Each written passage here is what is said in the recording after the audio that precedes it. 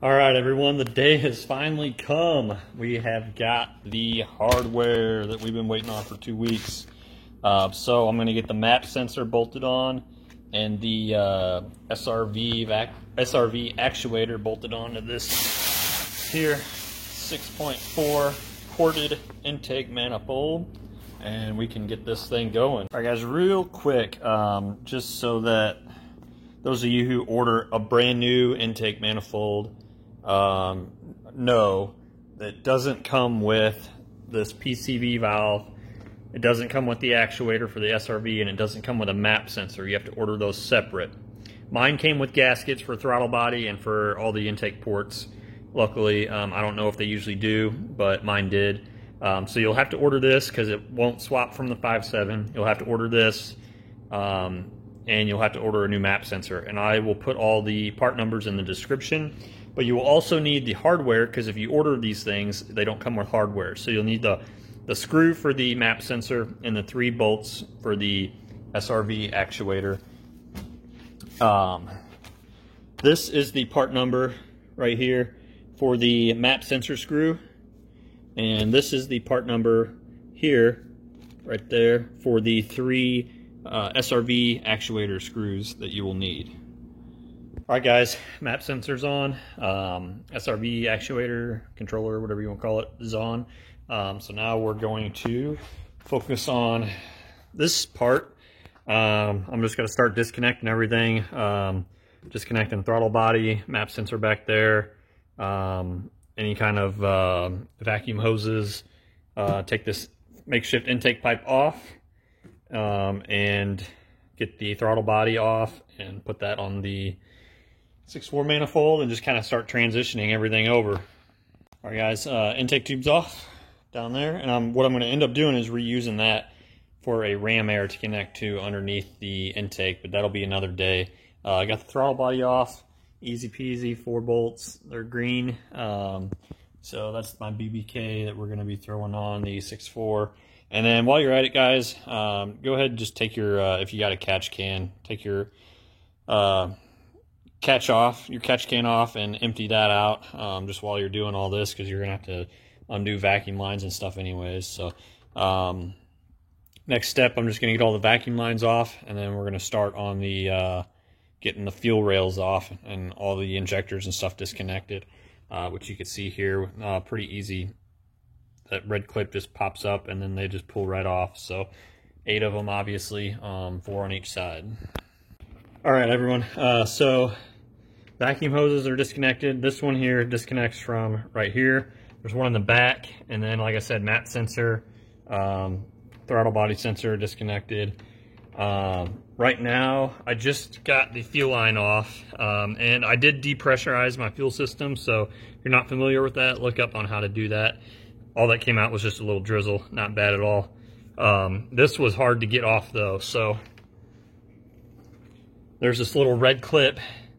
This here goes in there when it's on attached right there. You have to pop this completely out. And then there's this little tab here, right there. You got to push that in really hard. I had a hard time, mine was stuck. And then pull the line out at the same time, and it should disconnect there. You don't need a special tool or anything like that. Injectors, I have not, I've kind of tried, but they're stuck too. I can't get the red tabs up. So right now what I'm doing is I'm unbolting the intake manifold. There are 5 bolts. You see those up there on each side. One there, one there, one there, one there, and then one in the back. Same on this side, one in the back. One there, one there, one there, and then last one right here. So once you get all those off, the manifold itself will pop off, but first thing first, I gotta get these injectors disconnected so I can get this fuel rail off. All right, guys, I got the throttle body mounted. So on the 6.4 manifold, it actually goes the opposite way, and that's why you have to extend the throttle position sensor so far, because instead of it being like way over here, it's now wrapped around underneath at the bottom left corner. That's on. I finally got a couple of the injector clips up. So if you look right here, let me zoom in a little bit there. right there, there's a red clip. They're on all the injectors. That little tab is supposed to pop up. Like, so this one's popped up, this one isn't, and I actually broke that one. But I got those popped up, that one down there. I can't get any of these. So this little red tab here is supposed to pop up, and then you can push in the black part and then pull out. But none of them are popping up, and I don't know if it's just because of age or what, but I'm having a hard time with these. So I'm gonna keep working on those. Once those get popped up, then I could actually remove the entire manifold, because I've already got it all unbolted. So, all right, holy hell, guys. These were not easy. I actually broke this one. You can see it's still gonna clip in. I just broke the top off. Same with this one here. So be careful, guys, because if you break it to where it can't lock back in, then you gotta replace it, the whole thing there. Or the clip at least. So just be careful with these. This red clip gets stuck and it can't pop up, and then you can't get the connector off. So I had to get a small screwdriver and put it down in there and kind of wiggle it around a little bit just to finally get it off, but got them off. All right, so 5.7 manifold is off. I'm gonna transfer the fuel rails and fuel injectors over to the 6.4 and get that back in. Before we get it back in, we're gonna clean all this up around here. It actually doesn't look too bad. There's a little bit of dust and dirt though in these areas that I want to get cleaned up. Make sure it doesn't get in the ports there that get in the heads. So we're gonna clean all this up. Then we're gonna apply blue thread locker, voila, inside these holes where the manifold bolted up to. All right, guys, real quick, the little mounts that hold your engine cover on, those actually hold the fuel rails on, and there's a little nut there that you unscrew for the 4 of them, 2 on each side. Once that's done, you just wiggle the fuel rail, and the fuel rail with the injectors will come out, and then you can pop each injector out if you need to, but I'm just going to leave it all in the fuel rail since I'm going to be reusing these. And then we'll get the fuel rails mounted on the 6.4. All right, guys, fuel rail is on. I cleaned it up just a little bit, not too much. I didn't spend too much time on it, but when you put it on, mounts the same way. Make sure that your nipple for your fuel line is on the driver's side, which is going to be the side that the throttle body's pointing to. But once you get the fuel rail lined up, it just pops in. All these injectors just pop into place here. This thing will be good to go after I got to bolt the fuel rail down. But after that, it'll be good to go, and we'll get to cleaning this up a little bit before we throw the manifold in. All right, guys, I think that's it. So I got the fuel rail back on with the injectors. I'm pretty sure this manifold's all ready to go. I cleaned up around where the manifold's gonna sit. As you can see, got some blue thread lock in there. So now I'm just gonna slide it on. Before I fully get it in position, I'm gonna put in that vacuum hose that goes around back, and then plug in the, where'd it go? That's back there. The SRV harness that I extended. So vacuum hose is gonna go right there. SRV right there, and then map sensor right there.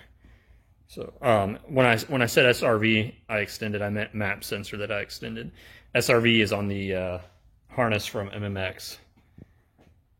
All right, guys, manifold is in. Don't mind this board. That's what I use to like lay on while I get back there, because it's so hard to like reach back there without getting into the engine bay. But anyways, I got it all on, got all the bolts torqued down. Here is the torque sequence, just so you guys are aware. You can find that online, but you got to torque it to 110 inch-pounds, or that's the equivalent of 9 foot-pounds, so it's not a lot. So you don't want to over-tighten these because you will damage the heads, or yeah, the heads. Yeah, just remember that 9 foot-pounds or 110 inch-pounds. So now that that's on, I do have the map sensor connected back there. I've got the vacuum line connected in the back. I need to connect the SRV still, which is hanging out right there. And then I need to trim this vacuum line down because it is shorter than the 5.7. And then I need to connect all these other vacuum lines, connect the coolant temp sensor and the throttle body position sensor, and all the injectors. And I think we're pretty much done at that point. So let me get that stuff connected and we'll get back to it. One thing I wanted to mention real quick, guys, this piece right here, which I think has something to do with fuel or air or vacuum or something. It's got a metal bracket. Let me find it here. This here, it does not fit on the 6.4 manifold without having to actually router part of the manifold. So what I did was I just connected the vacuum line and I just zip tied off right here to the fuel line. That's not going to hurt anything. This is a metal fuel line. And this, I mean, this is all plastic. It's got a little foot piece here. It's not going to get too hot or anything. It'll be fine. So that's what I did. That was my fix. It's like basically in the same position it would be in with that metal bracket. And it's not going to go anywhere. So wanted to mention that. And I think that was it. As far as like oddities that I ran into. So I'm going to reconnect everything. I got the fuel line back in. Got the intake air temp sensor connected here. I got to get the boot, connect this, and we will be going and starting it up here soon. All right, guys, we are ready for startup. Catch can vacuum lines and everything are back in. This vacuum line was kind of hard to fit on the manifold, but I ended up getting it. So that one's good. Coolant temperature sensor, that was a stretch. That was pretty close there. That almost needed to be extended, but it just barely clips in. And then the SRV, I had to do some adjusting in the interior because I didn't have enough out here. But it's stretched pretty thin, you can see right there. And that is the route I took through the firewall down there, through that knockout that I showed you in the last video. So it popping out here and going over, it's a pretty good stretch. I mean, I got a little bit of slack in there, which is good. Yeah, guys, that one there was close. So I think we're all good. We're all wired up. Got the battery plugged back in. I gotta tighten the terminal down. But intake's on, got the boot on, throttle body, that's all tight. All the sensors are plugged in. Injectors are all plugged in. I think we're ready to go. Check the fuse here. So I got the wire going in for the Tapa fuse for the Z Automotive SRV controller, and yeah, let's start this thing up. All right, we're gonna do a startup here.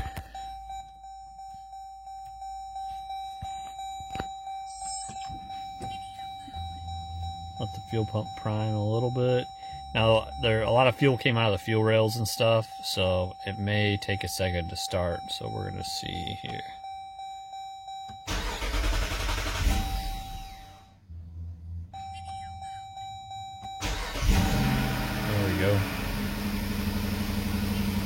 Well, it started, and there's no check engine lights, so that's a good sign.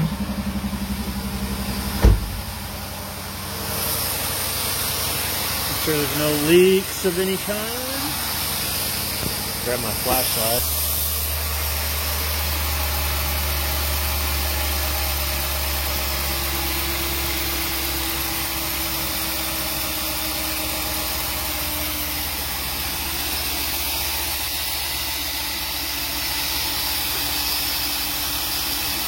Something sounds odd. Might just be me though.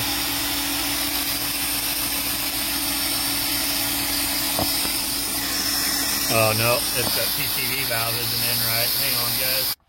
Alright, I took it out and retightened it. I don't think I had it in there the right way, and I could hear air hardcore coming out of there, and I could feel it too. So we'll restart it and see how it runs. Alright, that sounds better. No air coming out of it. like there's any leaks anywhere else. Sounds pretty normal.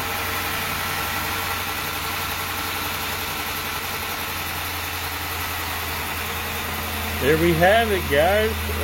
So it's supposed to snow tonight and into tomorrow, so I may not get a run in until the week, maybe Monday, Tuesday, I guess, depending on how fast it clears up. But I got to get the tune going too, so I'm probably going to do some data logs as soon as the weather permits it, and then get the tune dialed in, and then I'll do some 0 to 60 quarter-mile time runs, and I will also hit the dyno to see what the manifold, throttle body, intake, and a tune, how much horsepower that adds. So I appreciate you guys watching. Hopefully this helped you out a little bit, and I'm going to link everything, part numbers, links I used on how to do it, stuff like that, just so you can get an idea of what all is involved and get this done yourself. Thanks for watching.